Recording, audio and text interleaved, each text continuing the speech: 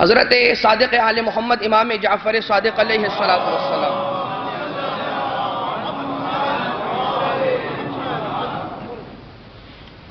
بیان فرماتے ہیں کہ لیلۃ القدر اللیلۃ ہی فاطمۃ الزہرا سلام اللہ علیہا،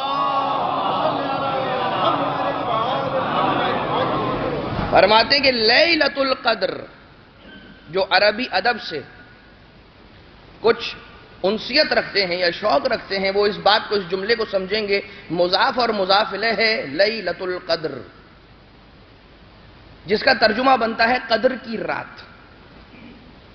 جیسا ہم یہ کہتے ہیں نا، کتاب و زید، زید کی کتاب، یہ مضاف، کتاب مضاف ہے اور زید مضاف الیہ۔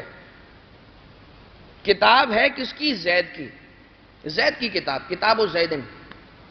غلام و امر، امر کا غلام، غلام مضاف، امر مضاف الیہ، لہذا لیلۃ القدر کے اندر لیلہ کیا بنے گا؟ مضاف، اور قدر بنے گا مضاف الیہ۔ مفسرین نے یہ ترجمہ بھی کیا کہ قدر کی رات، مگر کلام معصوم میں ایک تفسیر اور ملی۔ چھٹے امام فرماتے ہیں کہ اللیلۃ ہی فاطمہ، لیلہ یعنی کہ رات فاطمہ ہے۔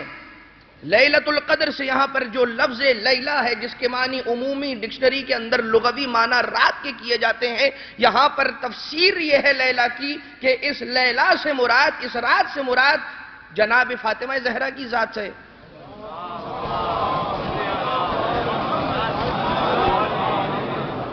والقدر هو اللہ، اور قدر سے مراد اللہ کی ذات ہے۔ اب ذرا مضاف اور مضاف الیہ کا ترجمہ کر لیجئے۔ اللیلۃ ہی فاطمہ والقدر هو اللہ، وما ادراک ما لیلۃ القدر کا ترجمہ، عادی ترجمہ اگر کریں وہ یہ بنے گا، اور تم کیا جانو کہ قدر کی رات کیا ہے؟ کلام معصوم کی روشنی میں ذرا ترجمے کو بدل کر دیکھیے، اور تم کیا جانو خدا کی فاطمہ کیا ہے؟